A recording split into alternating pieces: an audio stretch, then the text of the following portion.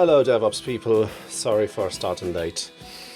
But as it happens, right before the countdown went to zero, my little one, or some kids came to our house and told us that our son had hurt himself playing outside, and it turns out he apparently ran into a car and fortunately just bumped his head slightly. But I had to make sure that he's all right, and so apologies for starting late.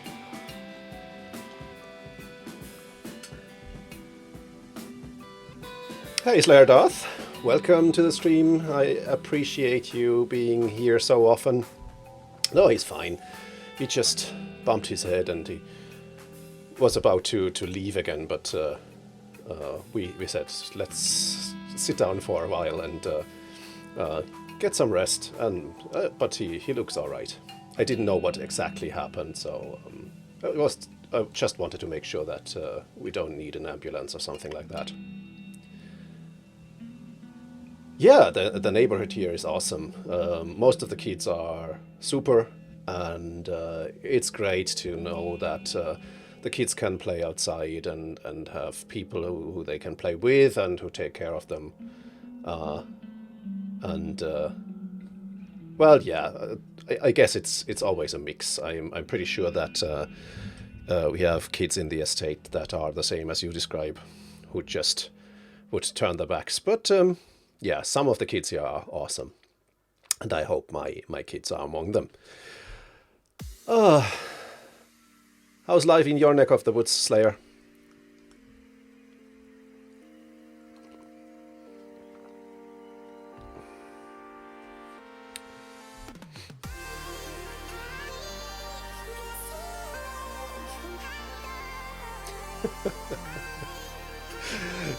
That's true. Back in the day when people started having mobile phones, you had to remind them to get them out and call an ambulance and stuff, and now they take them out by themselves only to record. So you're busy studying maths and stuff. That's awesome. I hope you're making great progress. I have a very mixed relationship with maths. I was always decent at maths, so I didn't have to make that much of an effort to get good grades. On the other hand, if things got more challenging, I couldn't rely on my wit anymore, and that's when I brought home bad grades. And when I studied computer science, of course a huge part of that was also maths in all shapes and sizes.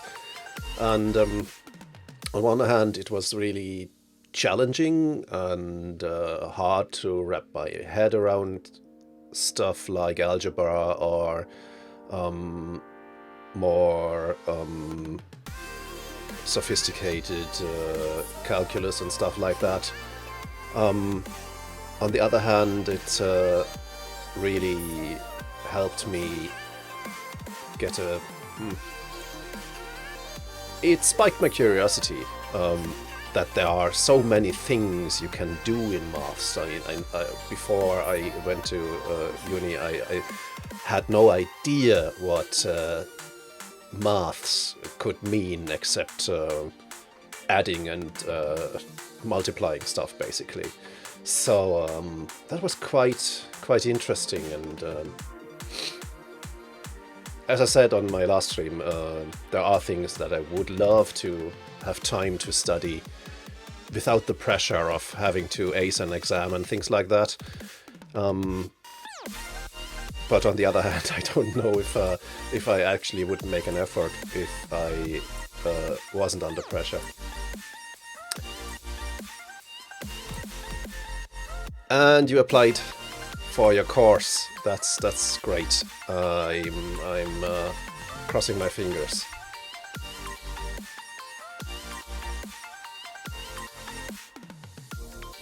since GDPR has such a huge effect on our industry and it's a fully funded qualification I can complete at home, might as well. Yeah, sure.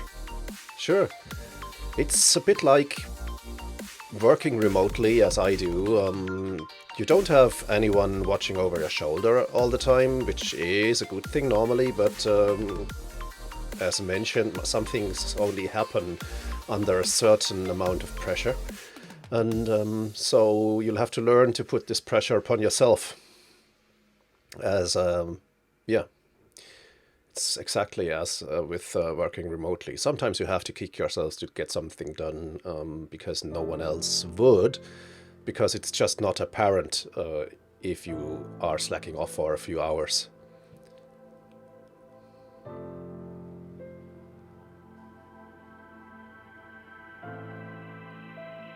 Yeah, I'm amazed both by the more abstract stuff in algebra and calculus, and then yeah, it's really surprising where you can apply these things.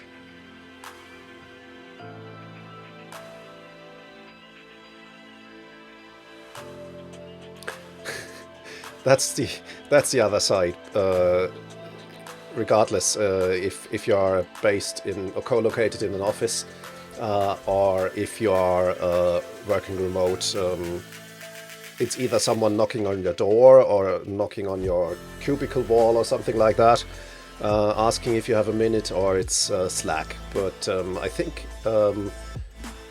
with remote tools like Slack, you have to set up rules, otherwise it'll quickly get out of hand. And once you have these rules in place, you can enforce them and can tell people, would you mind not mentioning me if it's not really urgent or something like that, because there are rules we have. And for my company, for example, we have written them down, we've even published them. So if you go to our company runbook, I post the URL to the chat, you'll find that we have a certain set of rules how we communicate and do things. And it's a good thing to be able to refer to.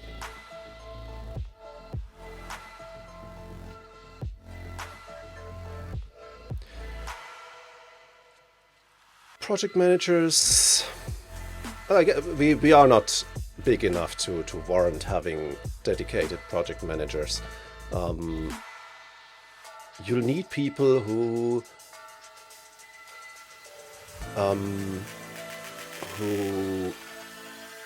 don't forget that time is ticking. I'll put it that way.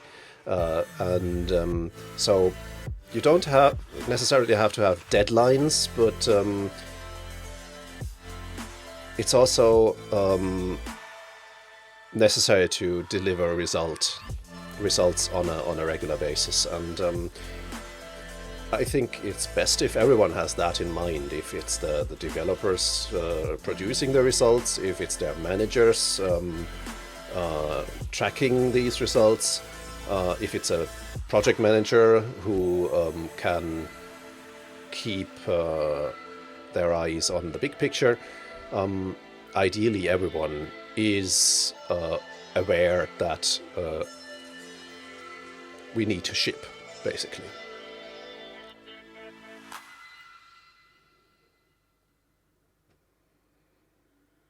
Yeah, I've been in a corporate environment as well before I started my own business, and oftentimes I wondered if PMs were just professional Microsoft project users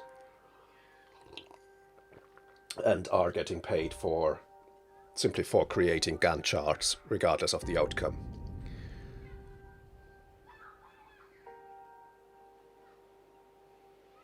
And yes, if their role is to liaise between a client and the development team, for example, and they don't tell that, or simply transfer the client's dreams and wishes into a deadline-ridden schedule, it doesn't really make sense. On the other hand, I think I'm pretty sure there are great PMs out there who can function as a middleman or woman between the clients with their non-technical requirements or functional requirements, as it's called, and a development team with their reality of only working 7 or 8 hours a day. If it's a job done right, it's a huge benefit to the company, I think. So we are mostly working with web agencies, and they tend to have project managers who do exactly that. And I'm pretty sure they are in the same situation as everyone else around IT, where clients often have unrealistic expectations, and they need to be corralled into something that actually can be done.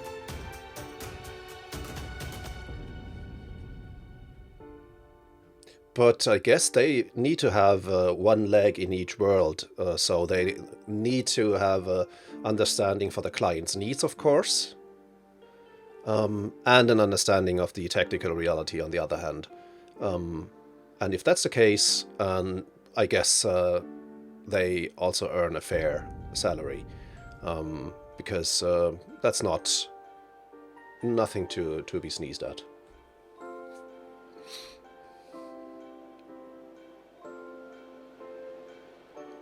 If, on the other hand, someone doesn't really know what the client is doing and simply parroting stuff around, yeah. Sidoro, welcome to the stream, and thanks for the reminder that I'm here to do some work on a Saturday afternoon of all times. So let's get going. Okay. I didn't mean that literally with kicking my butt to get something done. All right, so I'm back working on my MySQL cookbook. Thursday night, I didn't get far, to be honest, because I really got my doubts if I knew what I was getting myself into. Taking a cookbook release from 2014, so this is the original cookbook's changelog, and so what I'm doing is, when the maintainers of this cookbook switched to version 5 years ago, they rewrote this cookbook as a library cookbook,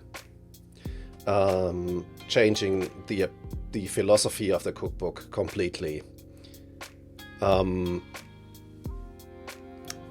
The cookbook itself is maintained, but I don't agree, or I don't like the decision to rewrite this cookbook as a library cookbook.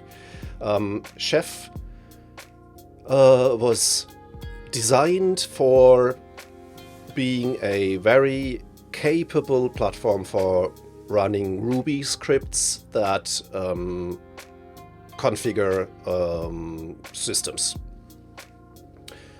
So instead of having your homegrown shell scripts and stuff like that, you have a domain-specific language where you can describe services and templates, so configuration files, and cron jobs and all that stuff.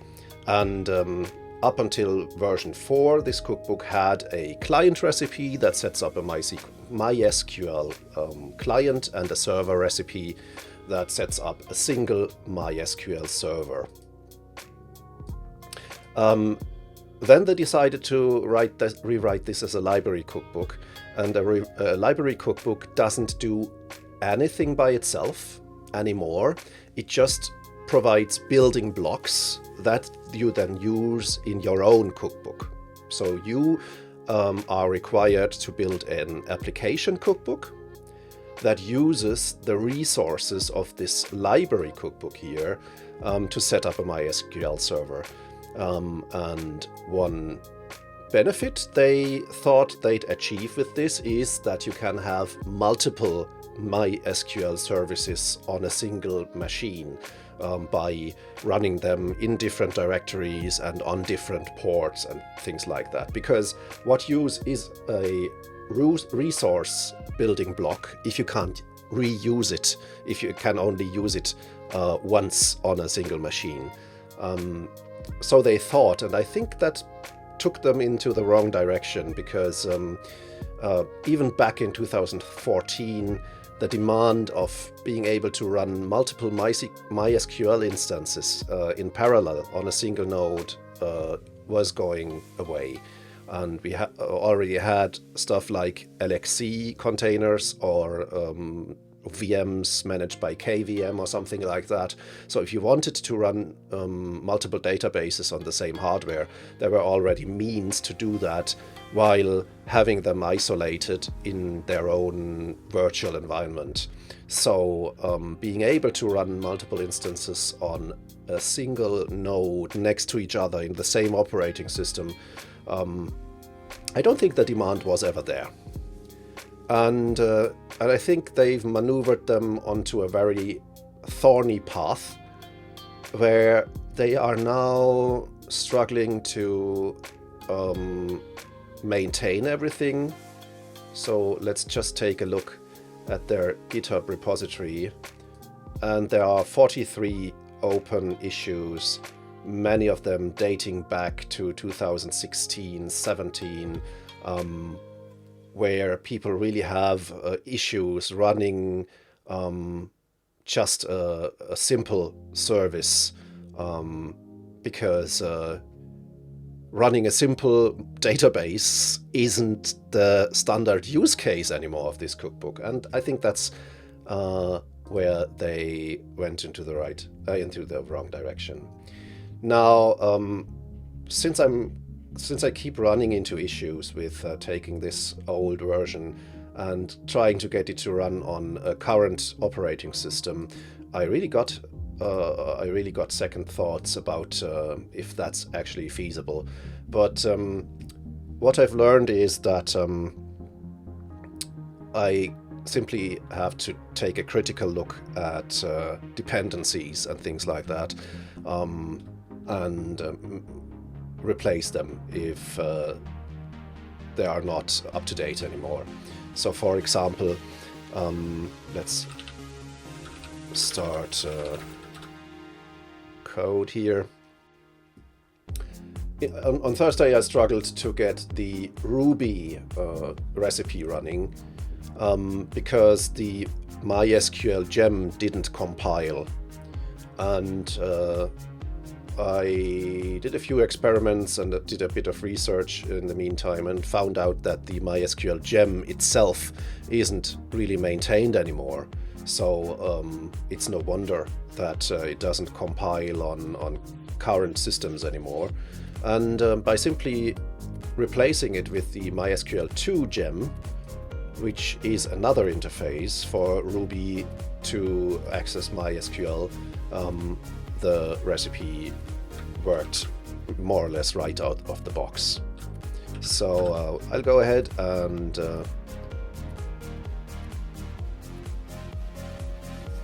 converge the client test instance and the Ruby test instance, and I'm confident that they both will work okay. So let's do a TKC client.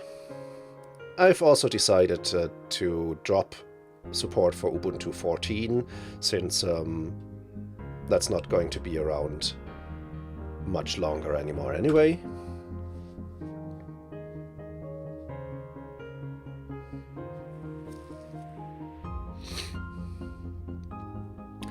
Circling back to what you wrote in chat, Slayer, yeah, you need to be able to grasp both the requirement side of things, the implementation side of things, and the people doing it or requiring it. And that's not for anyone, not for everyone. If you have someone who can do that and who can talk to people so they understand them and that they can translate that to the other side, that's an awesome skill to have. And that's what I would look for in a project manager. Oh, and by the way, again, apologies for the poor sound quality of my last session. I listened, or I watched the recording afterwards and realized, okay, I sound like I'm running on a slowed down tape, and then I did a test with my broadcasting software and had the same result. Then I tried recording myself simply with QuickTime, and found out by simply whistling into the microphone and playing myself back into my headphones that something in my system transposed my pitch down by 2 semitones. And I have no idea what that was. I didn't find it. I simply rebooted my machine in the end and it was gone. I have no idea where this happened. But I did a test recording before this stream to make sure things are working again.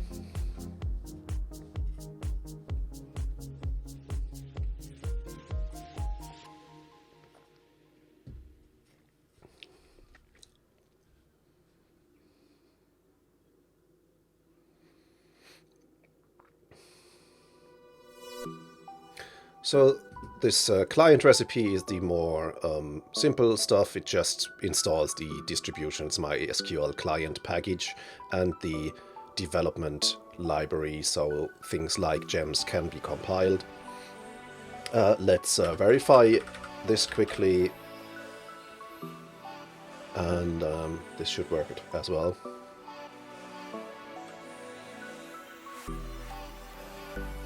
The test only executes MySQL-v or MySQL-version, and this seems to be running okay, and so we can actually get rid of that again and free up the resources. Let's do a test of the Ruby client. Is there? No, there isn't an integration test for that anyway, so it'll simply convert the recipe and quit.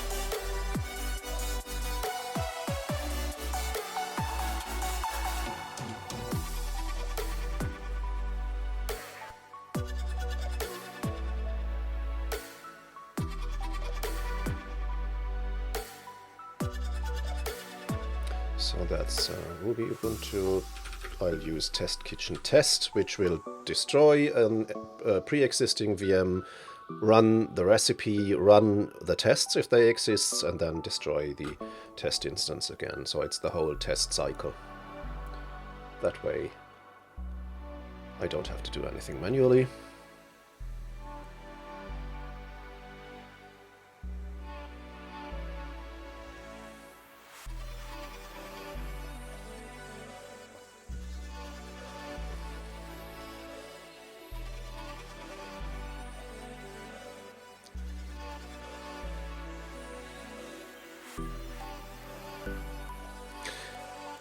Yeah, so by replacing the MySQL gem with MySQL 2 and getting this to run, my confidence in being able to pull this off has increased again. So the rough plan is to get things running, and so that will be basically my first release with only support for Ubuntu 16. And as soon as things are running, and we fixed a few things that need to be fixed. So for example, you can see a bit up here somewhere.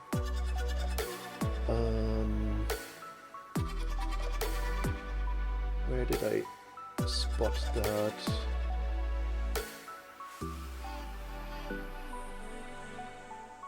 Huh, strange, where did I...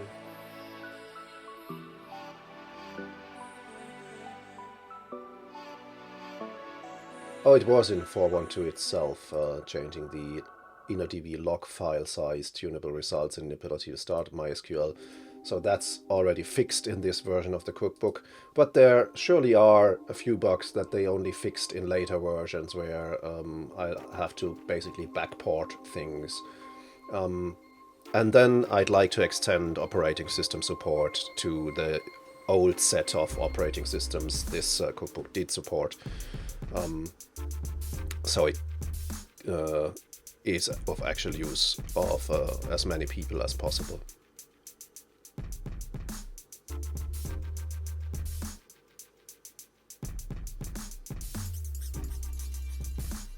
Fortunately, by simply selecting Ubuntu 16, I also don't run into the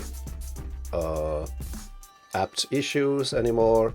So this base images apt package lists are up to date, so installation of packages works out of the box. I was so close to building my own base images, but then I thought, well, why would I build a base image for Ubuntu 14 if well, no one in their right mind is going to run Ubuntu 14 in a few months' time.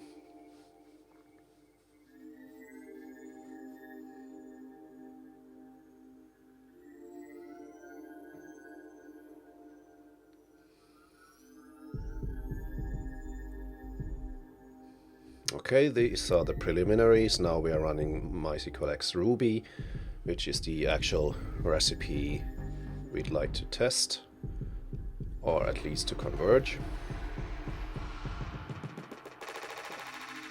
I probably should add a test for that as well by simply trying to access well, I'd have to have a database and all that stuff to actually use the MySQL2 gem.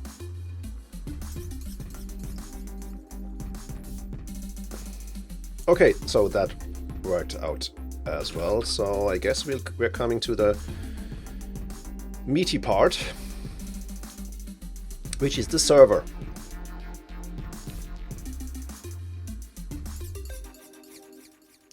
Here we go. It's server Ubuntu 16.04. I'll simply run a converge first.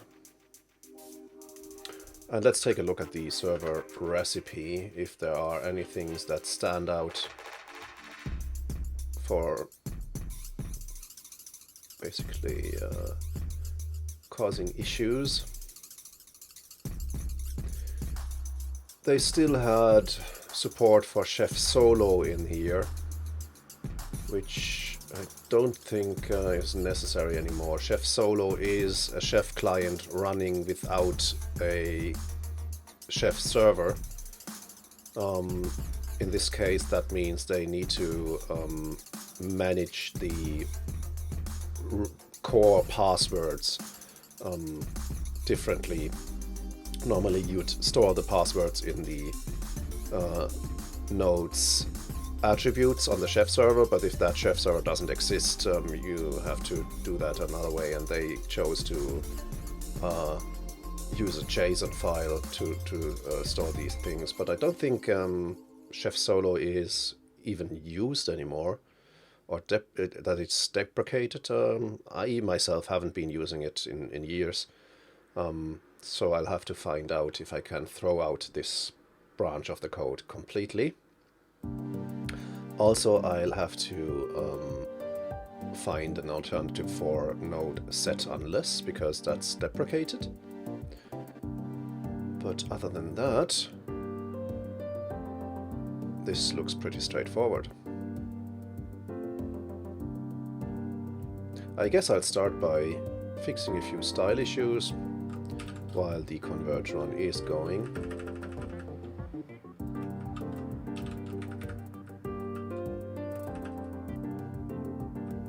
What's that? You have a string in which you interpolate a value. So why not use the value right away, as you're doing here?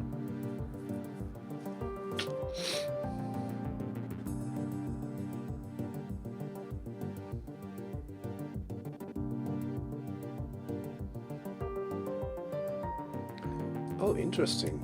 Backslash as a way to concatenate two strings? I've never seen this before. Interesting.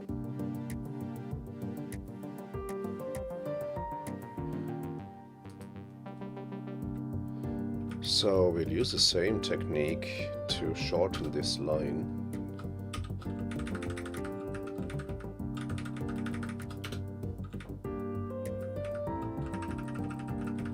I guess we'll split it here.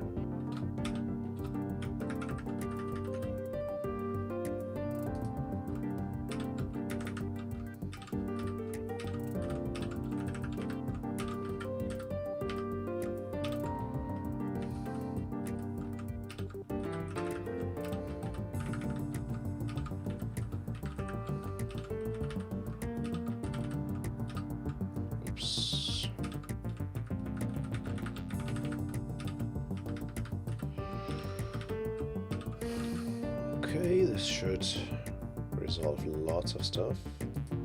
Here we have an unused block argument.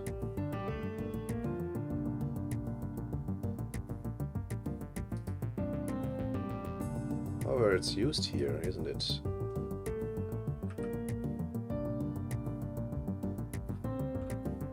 Oh, this is already a string here. That's why they chose such a roundabout way. Yeah, okay. Oh, sorry. My fault.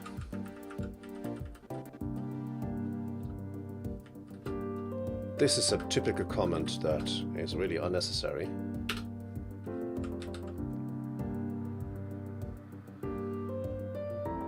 With the W, really? Like this? It's not a line, is it? Like this? Right.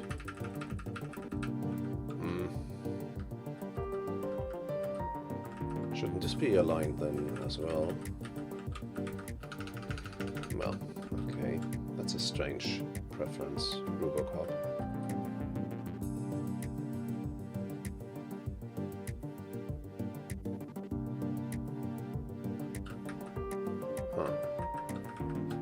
No, I don't like this at all. Okay, and instead of % capital Q, we can simply use this here.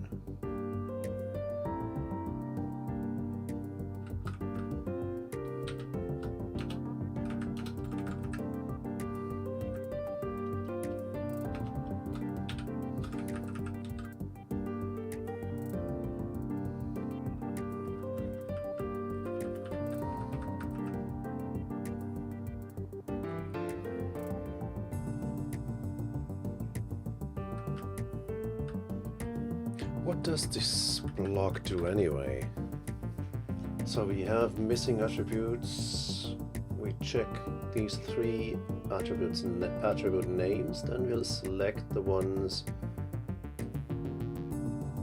that don't exist. So a better way to express this would be to say node MySQL key attribute.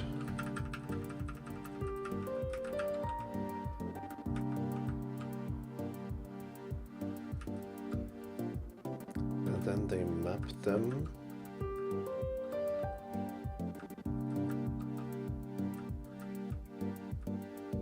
by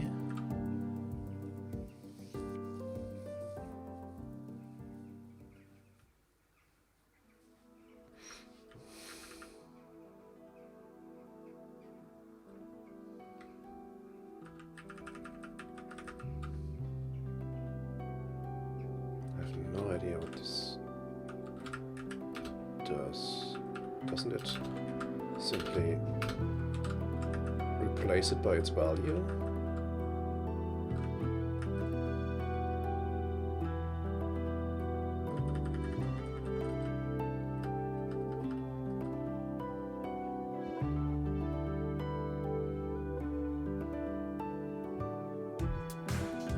We want to find out if one of these three, of at least one of these three, is missing.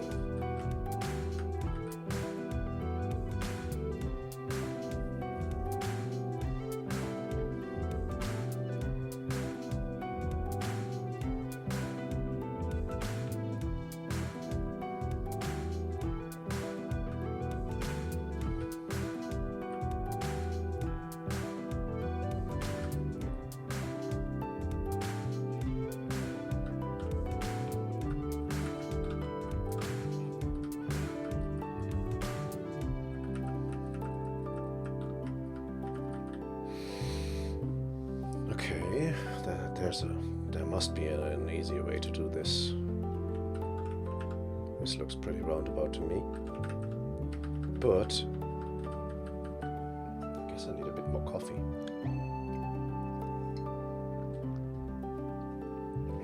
Zoned out there for a bit. Okay.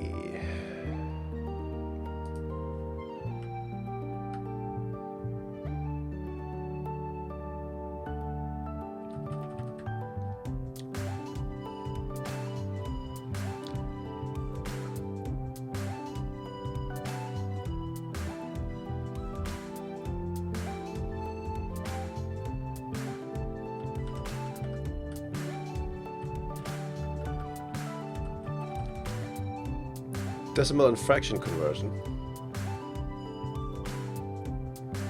What's that exactly? I'm not used to the English terms. All my maths has been taught to me in German.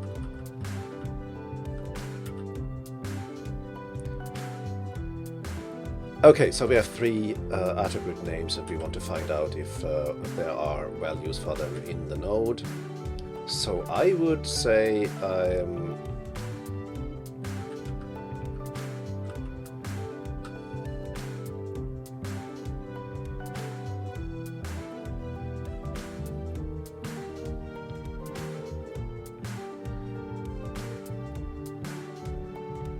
the first one seems to be quite easy, but the second one, that's an interesting thing, and I don't think I've ever done that.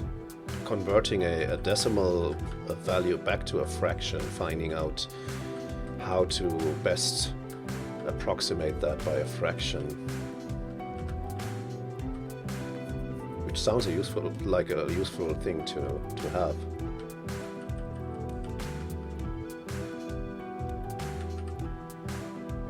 I don't think I've ever seen that, and I'd be curious how that works. So given a value like 0.75, how to get back to 3/4.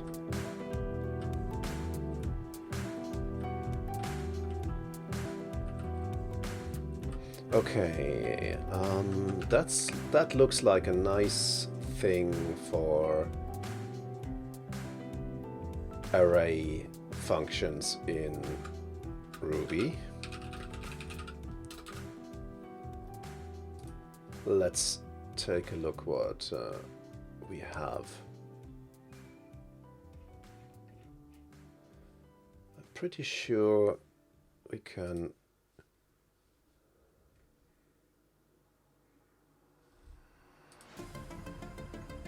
delete or drop pieces. Deletes all items from self that are equal to object.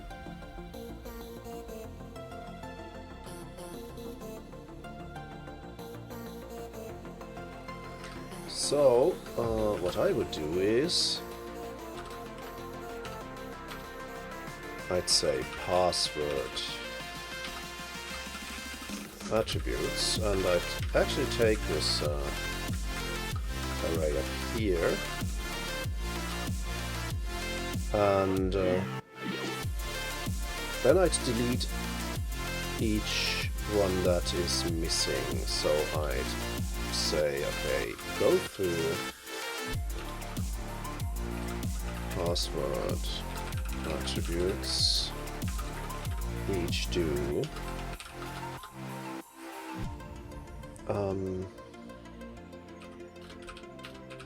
if node MySQL X. Oh, attribute namespace is another thing that I don't have to think about if I actually switch from MySQL to mysqlx, because that's the name of my cookbook. It'll break backward compatibility, but I might have to break that anyway. But let's stay with this namespace first. If MySQL attribute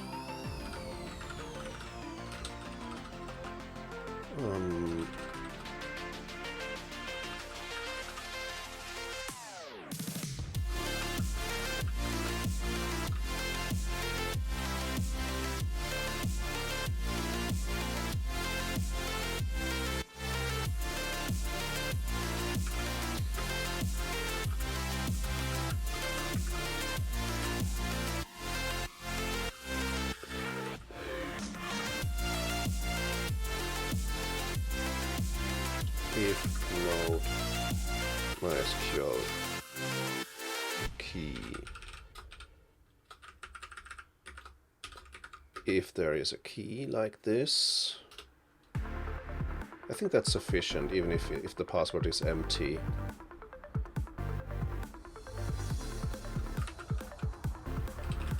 So we could say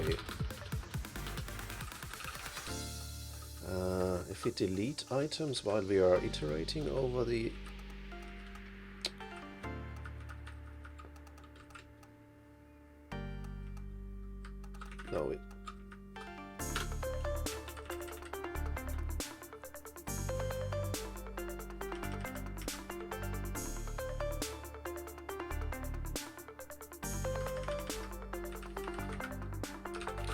we just take these values.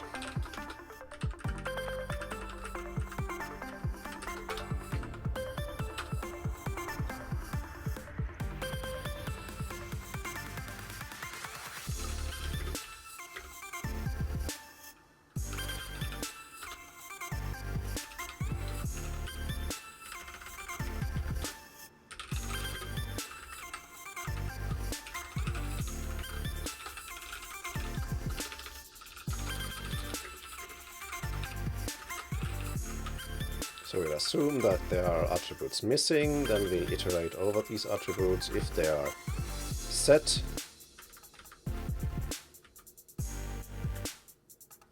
oh no, that doesn't work. We'll have to check if all three of them are there.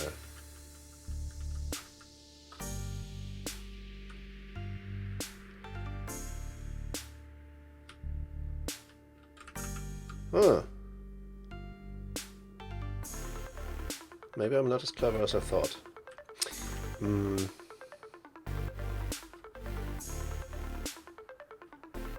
So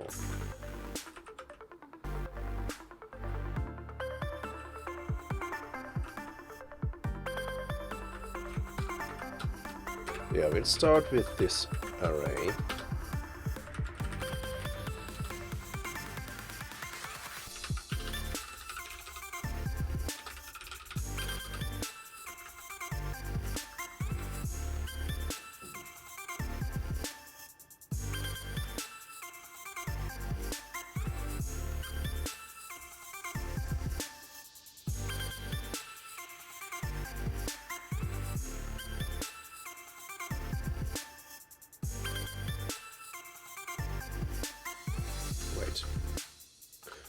The original approach isn't really bad.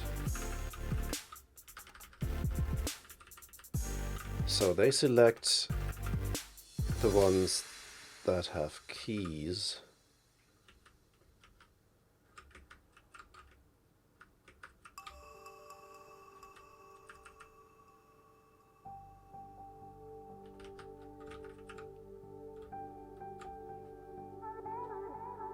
Wait. So my brain doesn't seem to be into it today. Very strange. That should be easy. Let's start with this array.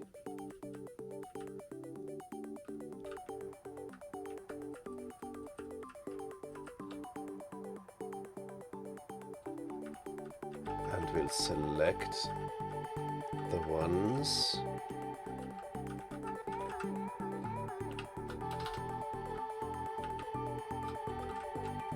that don't have a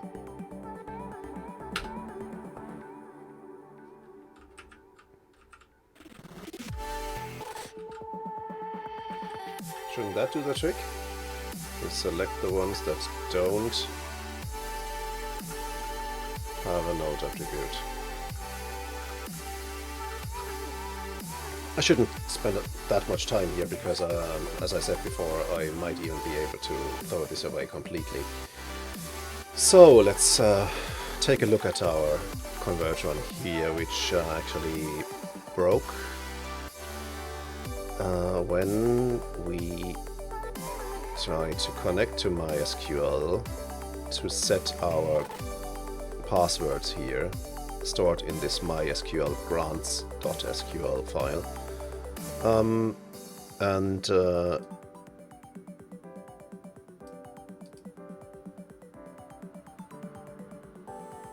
It gave a warning because having this explicitly on the command line is not very secure. That's correct. And then, oh yeah, okay, I know this error. Unknown password in field list. The users table in more recent versions of MySQL don't use the column name password anymore. Instead, it's an authentication string.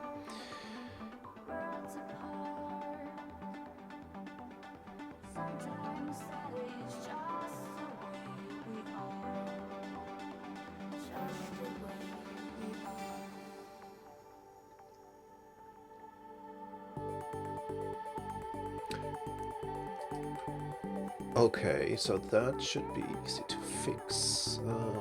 That is happening here in server Debian. Oof, lots of single quoted stuff and non-octal modes. I guess I'll use my find and replace here. We'll start with the single quote, so take everything until the next single quote, and then there's a final single quote, and we'll replace that with double quote and the content. Nope, that doesn't work. I'll have to use the single quote out of the collection group here. Good. And modes should be octal values, not strings.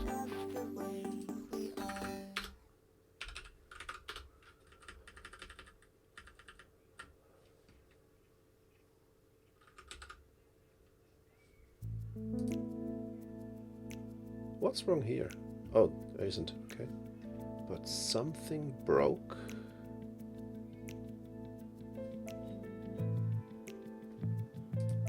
Let's see where. Did I?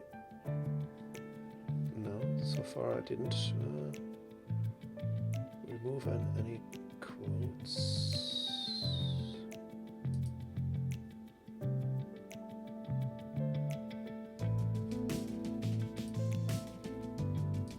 Here's where it broke, I assume.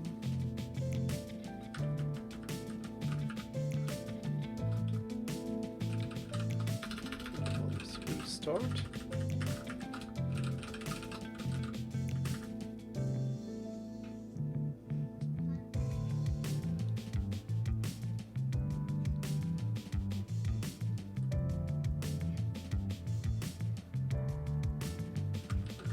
According to my syntax highlighting, this is still okay. Crap, where did I break things?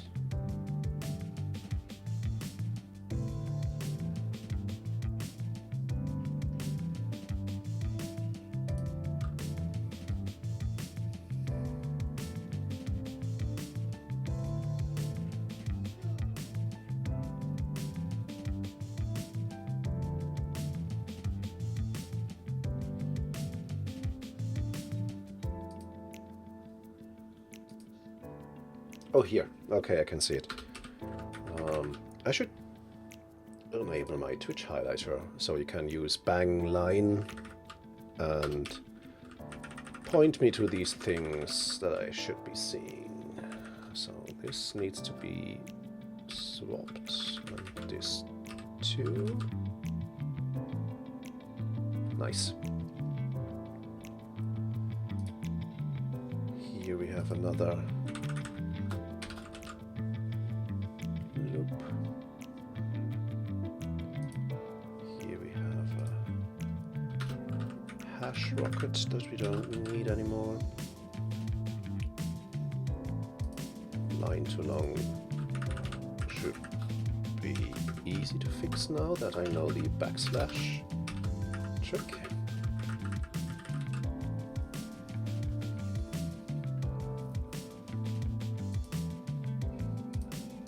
Here we replace stuff a bit too judiciously. Here as well.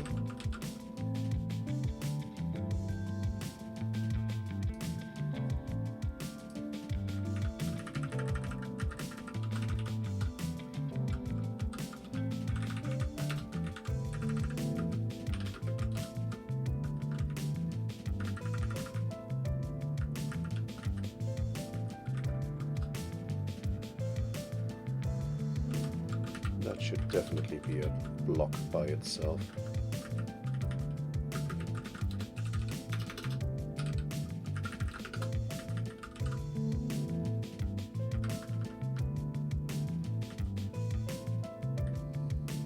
And again, I broke something. What did I break?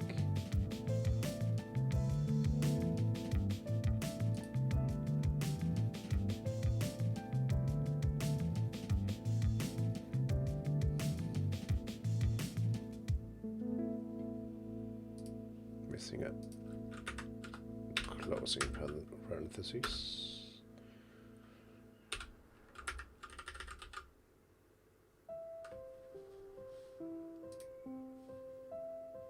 Oh, wait. Okay.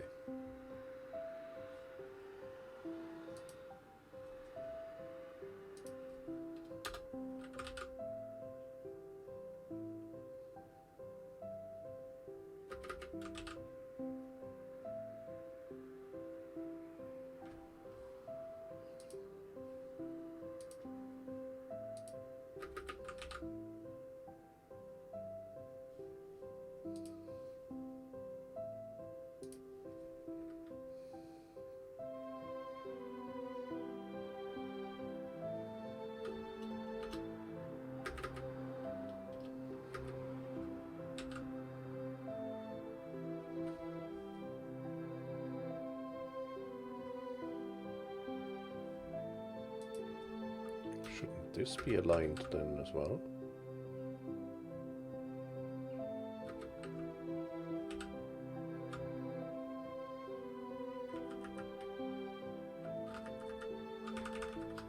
I think that's where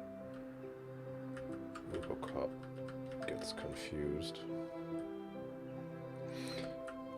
And then we have the usual stuff here.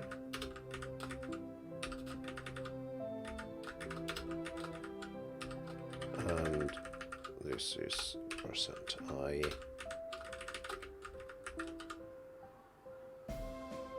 Good. Doesn't look too complicated. However, where is this password column?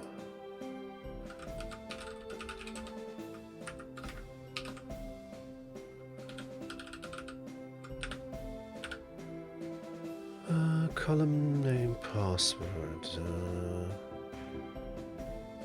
Install grants in server Debian. Here the grants file gets written, and I'd say we'll write this in here. So let's create a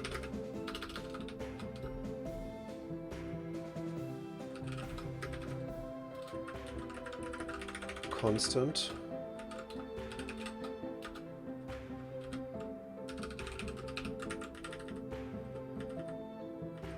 And that calls install grants.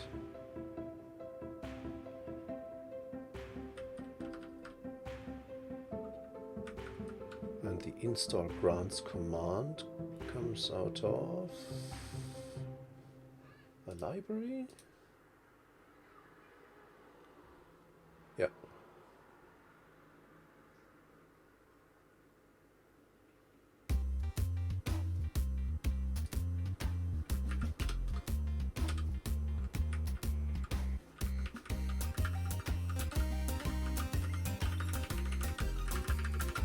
So I guess we'll make a grants file, a method in here. We call this let's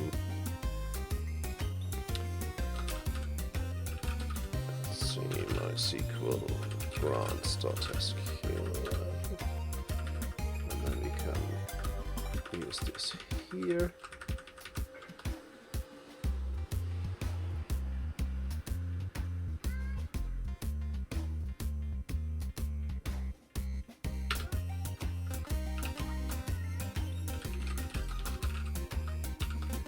Of course, this then needs to be double quoted.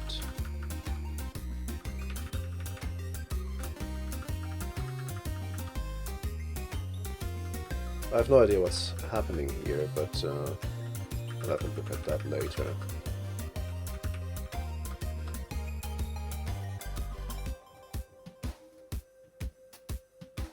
Oh, that's a ternary. Oh god, what are you doing, guys?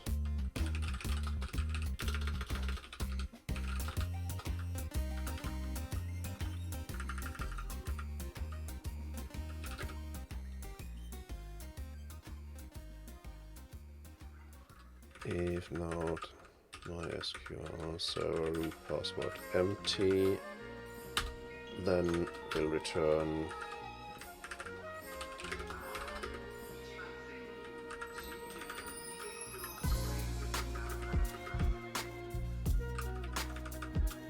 this. Otherwise, we'll return this.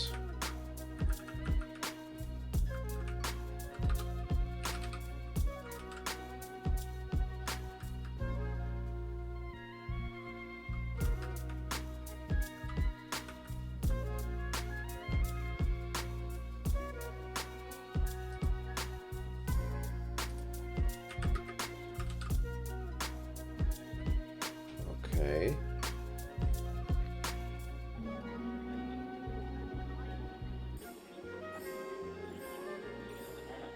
And somewhere in here,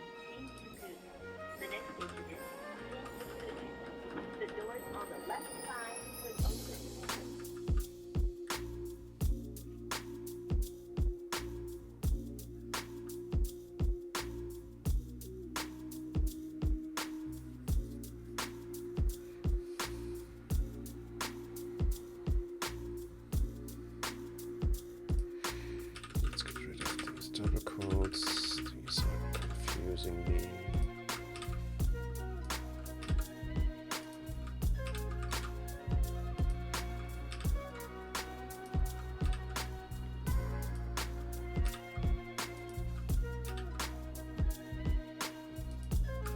There's a literal root password in here. Oh no, it's... Oh no, okay, that's the command. -u root password and then the password, okay.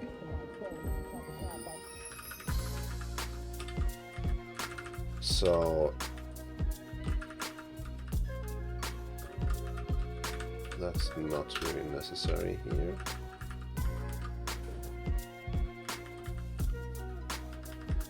And since we are appending this anyway, we just insert the password if it exists.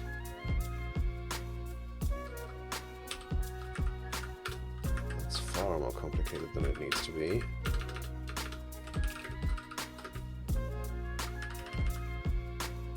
So if, or in this case, unless this is empty,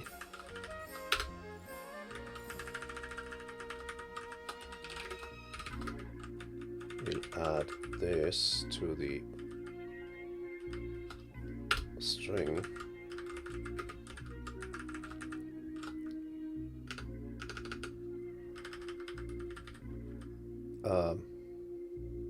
Wait. Something went missing here.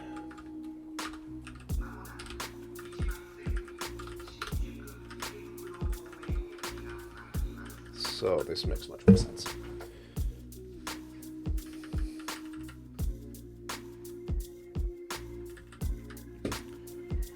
Okay, cleaned up the stuff, and now still don't know where the password gets set, so let's find out.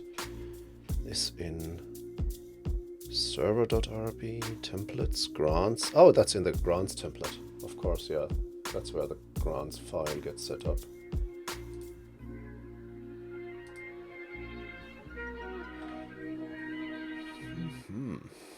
I guess we'll build this for 5.7 anyway. So we can actually say, okay, we'll set auth string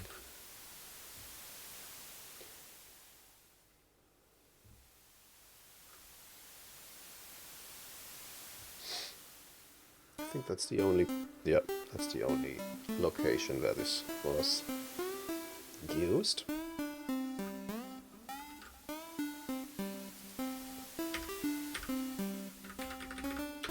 Since I'm not sure, or since there's a high risk of the Cookbook doing stuff that can only be done once the MySQL package is installed, I tear down this test instance and build it from scratch.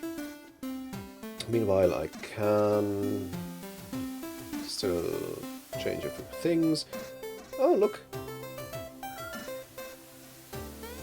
No, that's what I did. I actually thought I'd...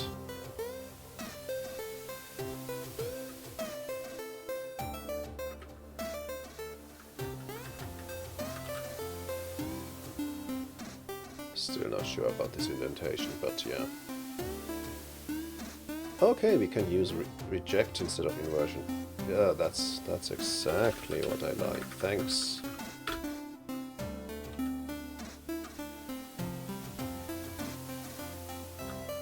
Okay, reject was what I was looking for. So it's like if something delete, it's simply reject. Yeah, I still don't know most of the array methods. They're so handy.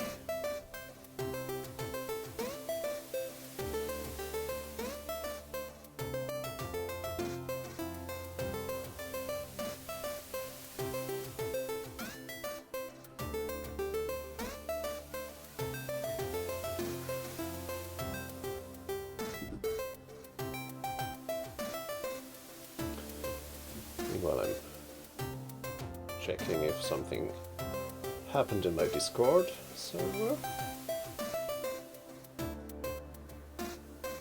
Nope.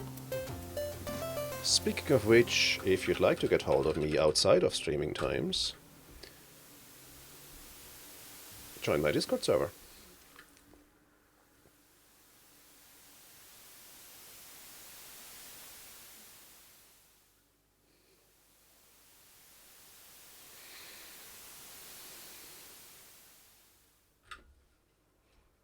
More coffee.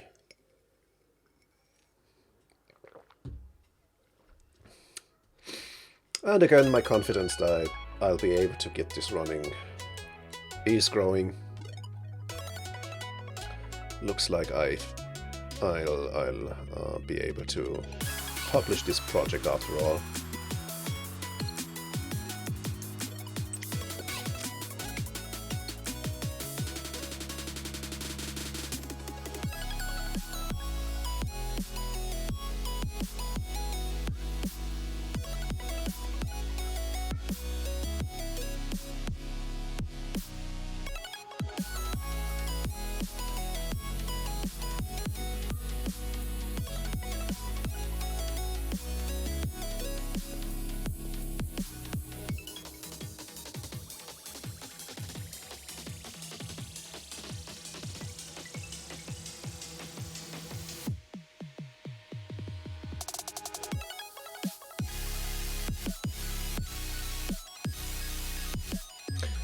I could write down what I still have to do here. So let me switch to my Cookbooks repository here. And we are on issue number 404. So, to do.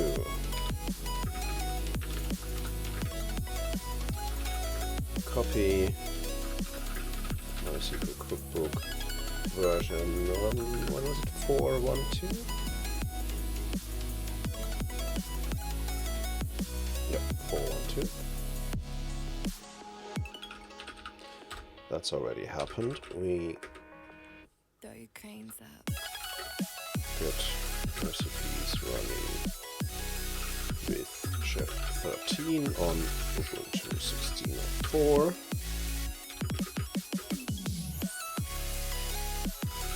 Switch attribute namespace. That's something that's I'm still on the fence.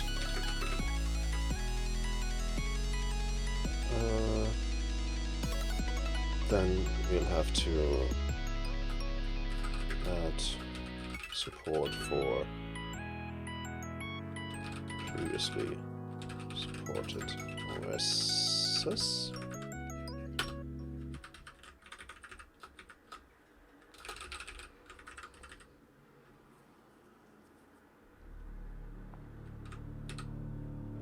No.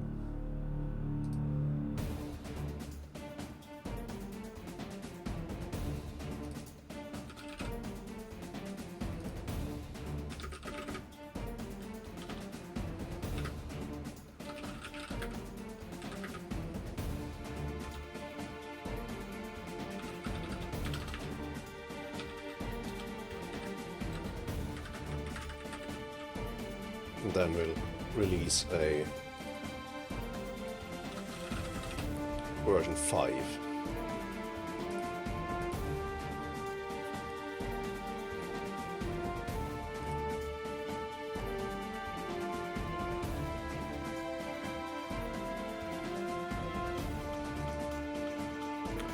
Still not working because cannot open at MySQL grounds SQL, no such file. So yeah, of course, I might have missed it.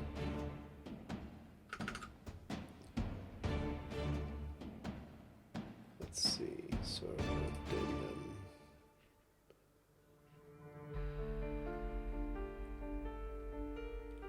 We'll have to use the library function here.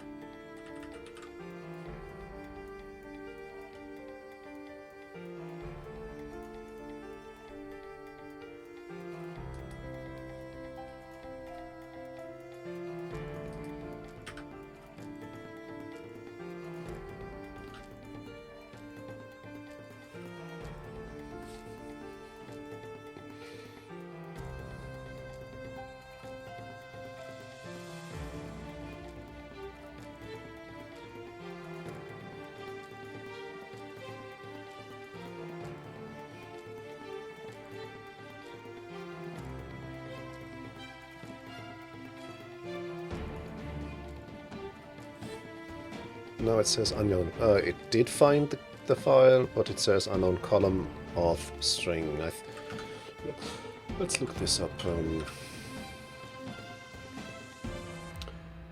MySQL 5.7 user table password.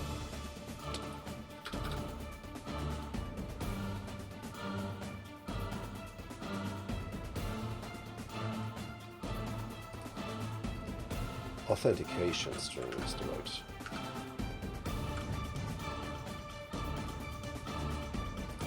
That's in helpers, isn't it?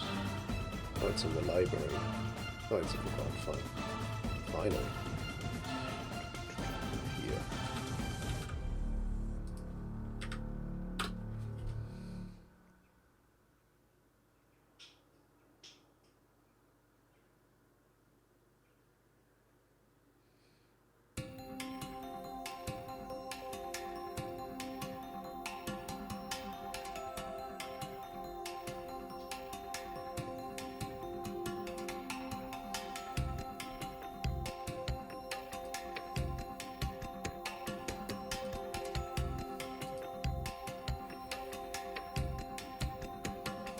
The warning, can't find any matching row in the user table.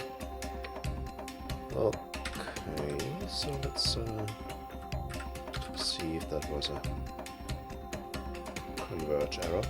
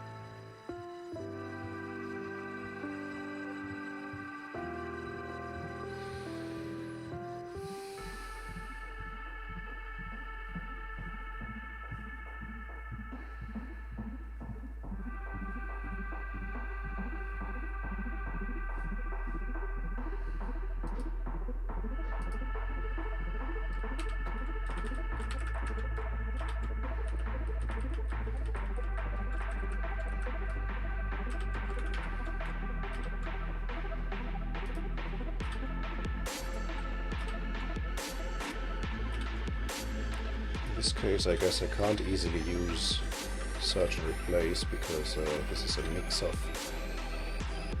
SQL interspersed with Ruby.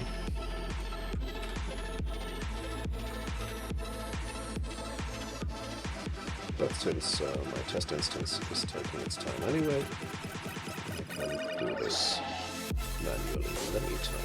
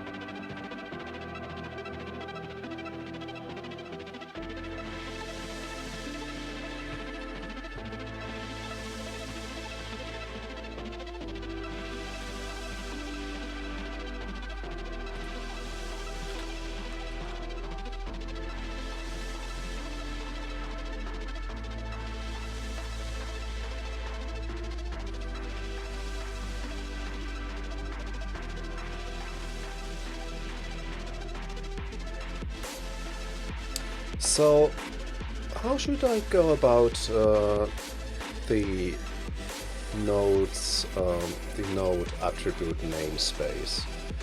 The original Cookbook is named MySQL, and so it uses the node MySQL hash namespace. It's all listed under node MySQL. My fork is named mysqlx and is supposed to replace MySQL where people want to. Should I keep using the MySQL namespace? Which might confuse people because it's a convention that the cookbook name is the namespace for its attributes. Or should I force people who switch from the old cookbook to mine to also change all their attributes, where they set them in nodes, in roles, in all kinds of stuff? So, in other words, should I prefer backwards compatibility? Or should I focus on clarity, which would mean having the cookbook name as the namespace? What think you?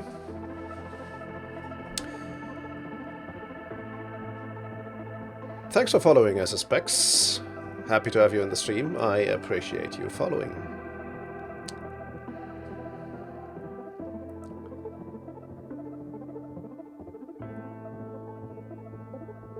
So, it broke again.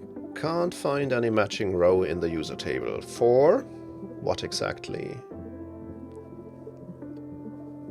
At line 18. I guess we'll have to look into the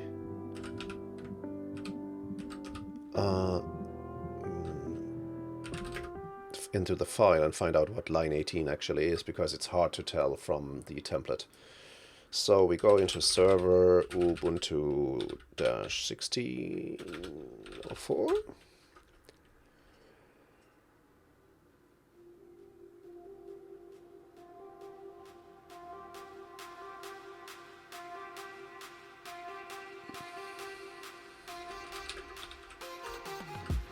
And we'll check out the grants file and go to line 18. Okay, so there is no entry for root at the IPv4 address here.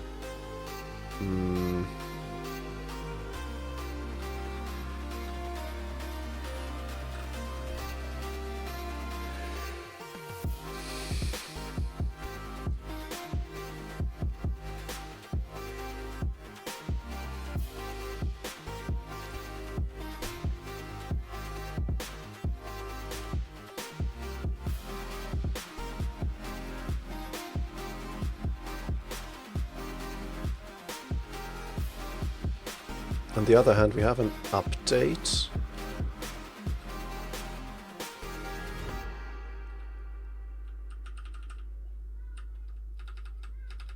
Where we already replaced the password.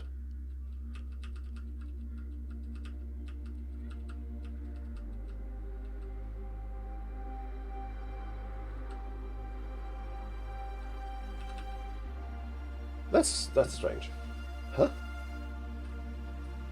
Why even go through the lengths of running this if this already covers it for all users named root?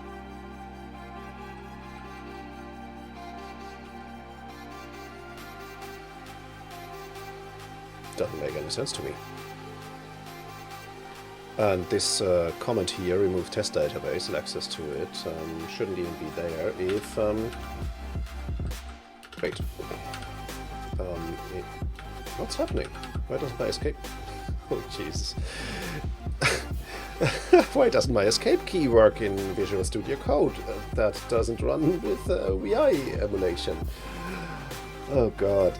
Opening Vim here and having VS Code over there did completely confuse me. Okay, so this conditional here should be up here. And this stuff here is completely unnecessary.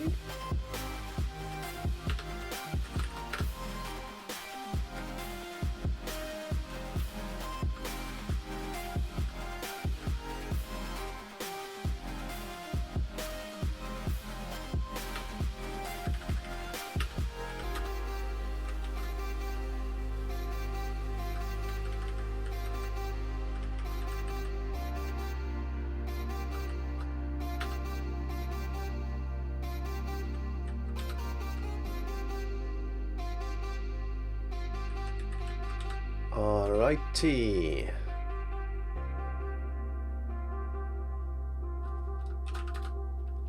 So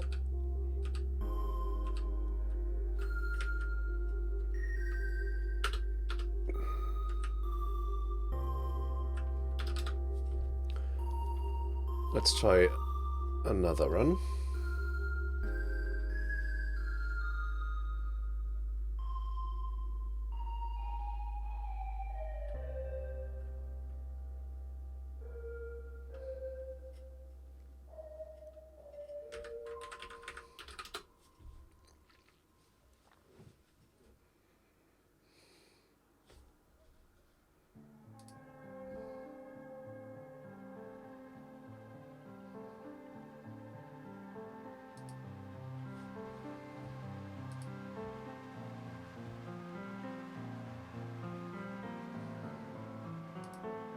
Pretty amazing how I switched my brain into Vim mode and then it ended up completely confused by VS Code not working as expected.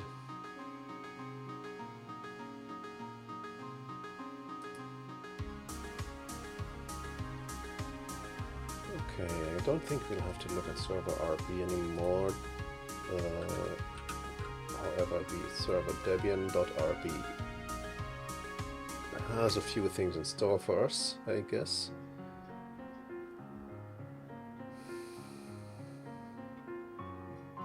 For example, a few style issues here that I don't even have to run Food Critic for.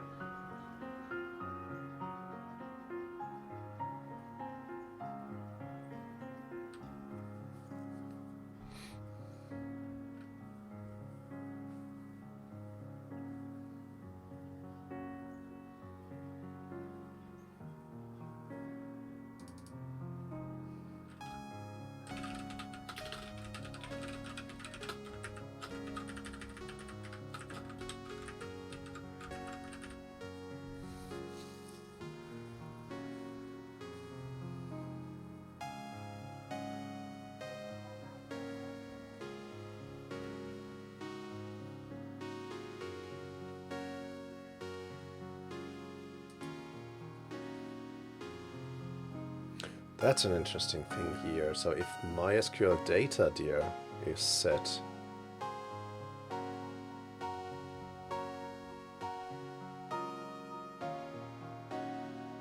and it's not the standard varlib MySQL, then they shut down the service and move everything.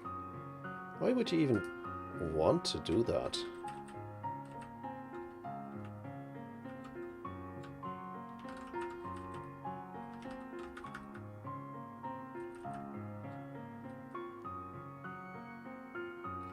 Why are these conditionals written as bash?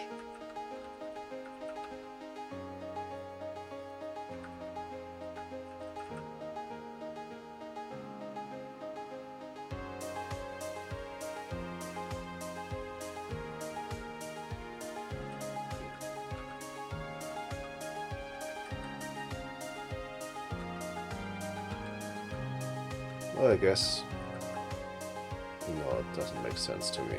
Why would you run that as bash when you can simply say only if node doesn't equal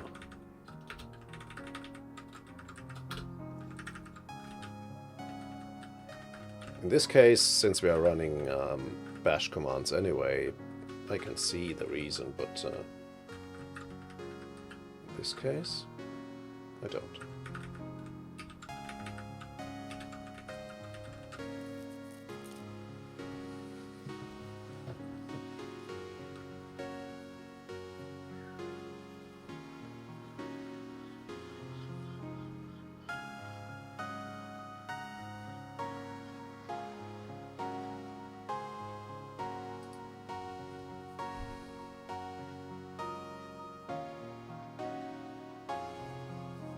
The node keyword doesn't refer to Node.js. The node keyword refers to a huge data structure that contains all the chef attributes associated with the chef node we are configuring.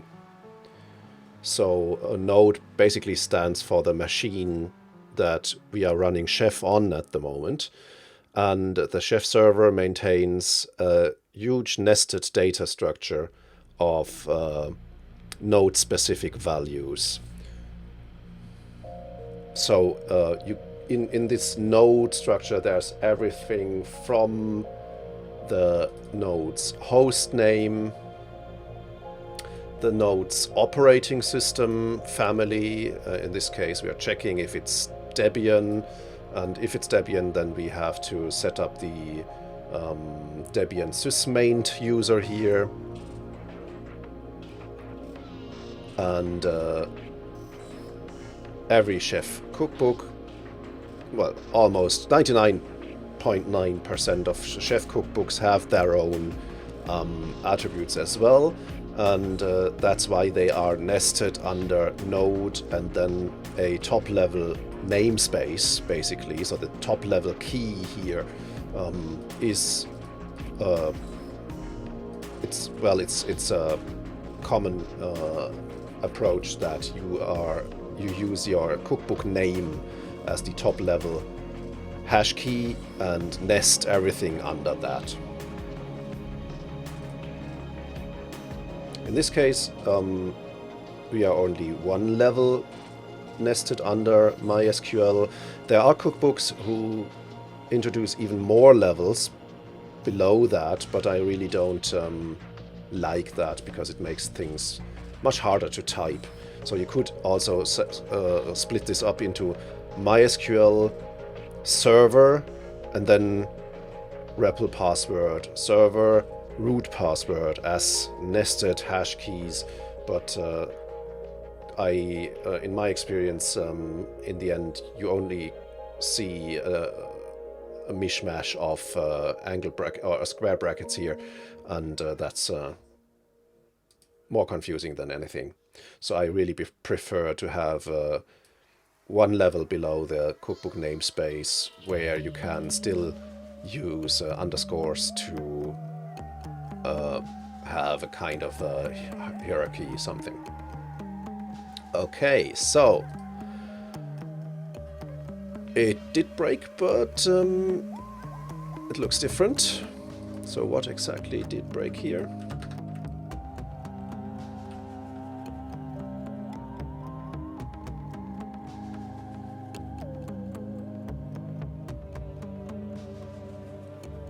It broke reloading the server because there is no such file or directory as bin status. I think I've seen something that points to that, because we say we'll use upstart as our service provider class if we are running chef 1310 and above, which we do, and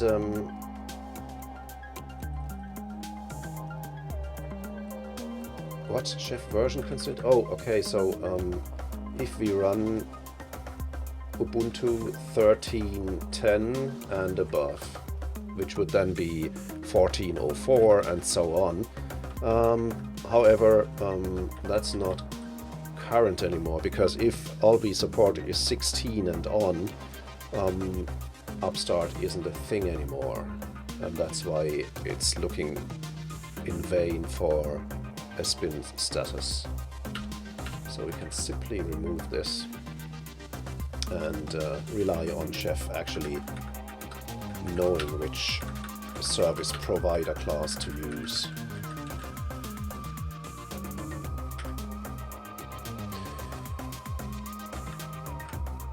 But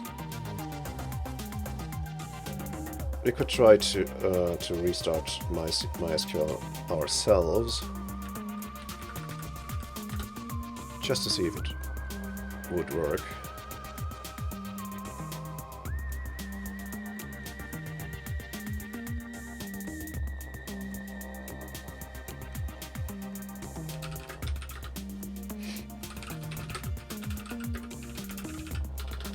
I think they tried a reload.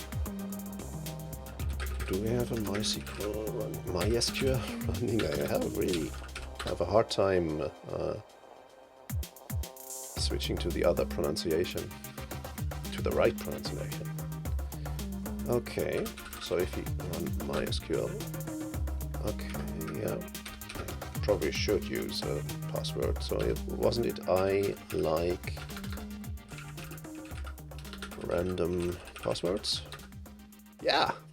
Cool. Show databases. Yeah, and I think it did drop the test database, or it didn't even get installed in the first place. Okay. This looks pretty promising.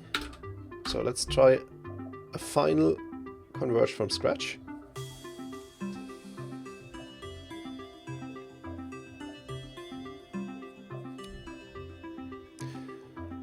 You folks have still not recommended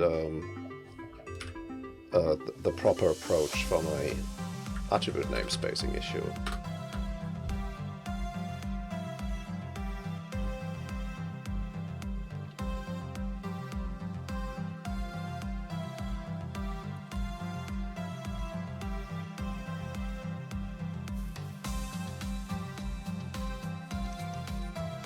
So put yourself into the shoes of someone who has been running the MySQL Cookbook,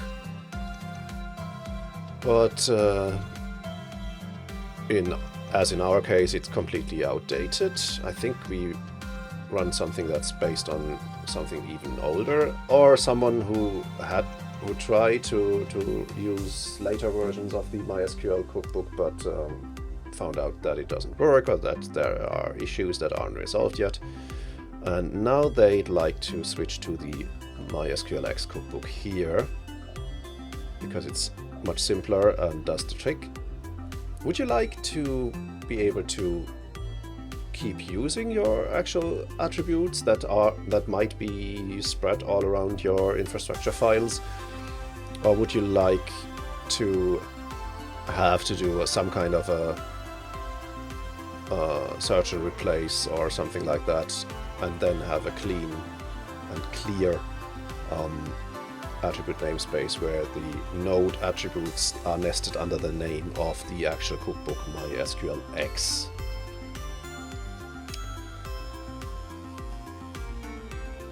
I'm really not sure, but I'm leaning towards changing the namespace. That's a one-time pain, where you might even have to duplicate your attributes, have the same values under MySQL and under MySQLx, and then remove the old stuff once you've switched cookbooks. But from then on, and it might be many years, hopefully, you'd have clarity about where your attributes are to be found.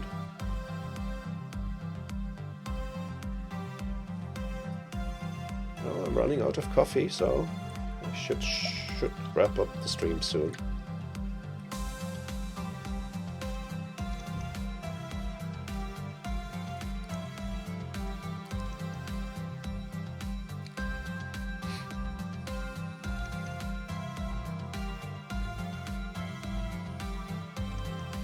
Also, I guess this path here, Ubuntu 10, can go.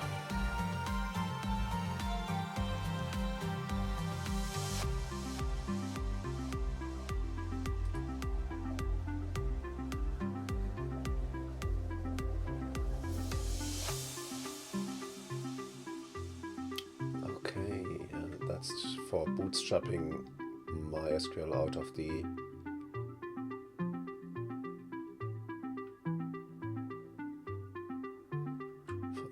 package or something. Yeah, that's definitely not needed anymore.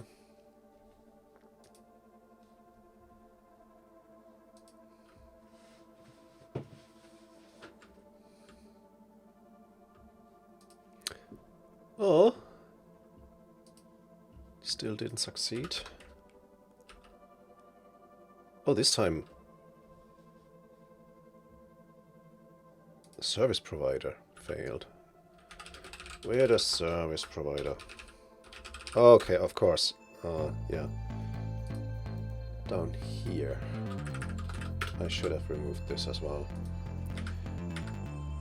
Fortunately, this broke the chef run quite early, so we should be able to reuse this test instance.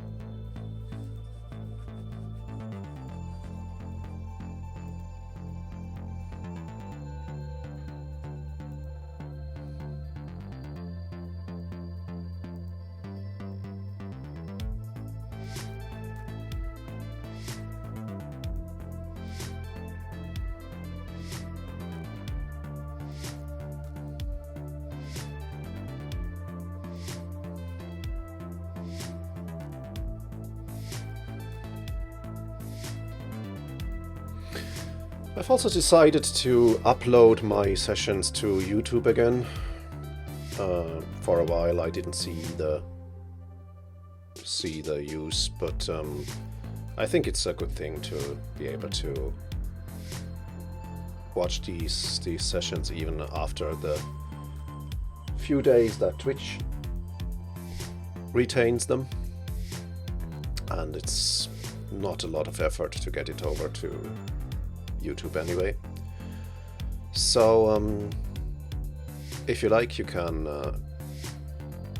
take another look at this over at youtube.fullstacksensei.com.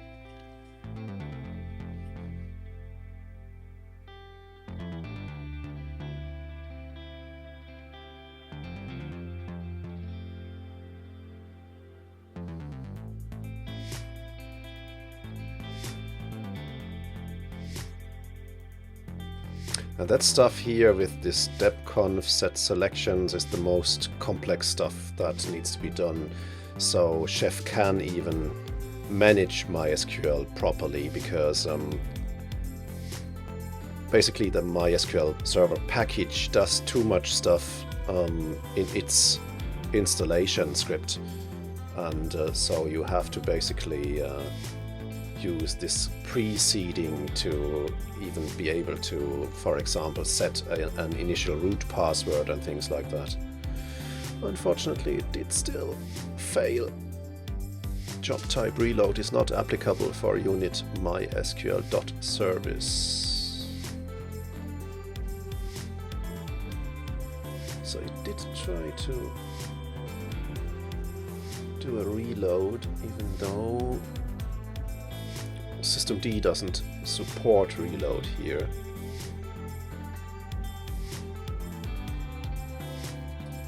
Okay, so where did it actually try to reload anyway? In server Debian line 127. We actually said we'd support reload, but it does not support that. Well, okay, in practice I'd say you don't want to reload MySQL anyway. Not even sure if it would do such a thing, because reload normally means reload your system configuration. I don't think MySQL does something like that anyway.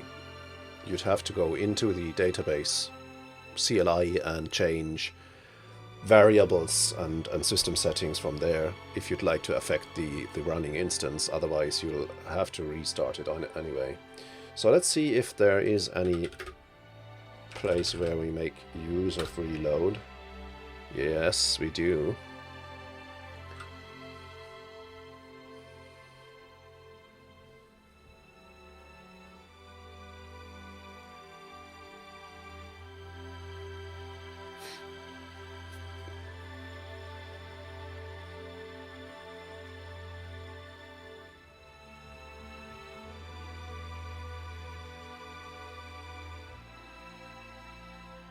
Hmm.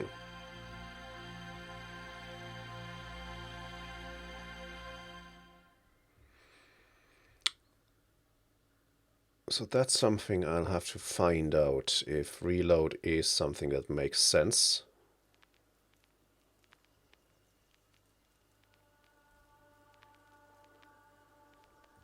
So if it makes sense to support it or not. Otherwise, I'll actually... Well, there has to be a reason why the MySQL systemd definition doesn't support reload in the first place. Okay, so let's find out. I guess I should also start creating a notes file for each of my streaming sessions, as I've seen with other streamers, where I can journal these things. But until I get this, I'll simply use my issue here.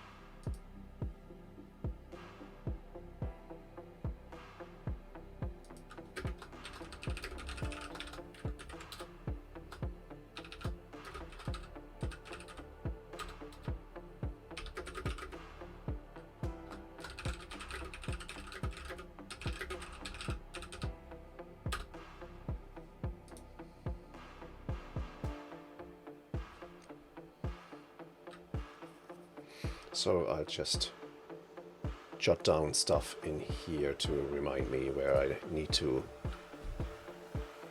commence next time. Speaking of next time, I'm going to wrap this up at this point. Not only am I getting a bit tired, I'll have to move my behind a bit. And I have to see what the rest of my family is doing. I don't have any specific plans for next week, apart from my usually regularly scheduled streaming times, which will be Thursday night at 8 p.m. and next Saturday at 3:30 p.m., both British and Irish summertime. I might do some spontaneous, or at least not that far ahead. Well, yeah, you know what I mean. And I'll announce them both on my Twitter account, which is at Chivis, and on... well, yeah, I'll announce them on Twitter. Jeez, I'm really getting tired. So follow at Jeeves on Twitter if you'd like to get notified before I go online. Also follow this stream if you haven't yet, because Twitch will send you a notification as well. And I hope you had a bit of fun doing this work with me today. I did have fun. I'm pretty happy that I regained my confidence that I can see this through here. And I hope that in the end I'll have a result that is worth publishing as open source, and that will help people simplify their MySQL installations using Chef. I'll see you sometime next week, I guess Thursday at the latest. And until then, thanks for watching, thanks for chatting, and I'll see you soon. Take care.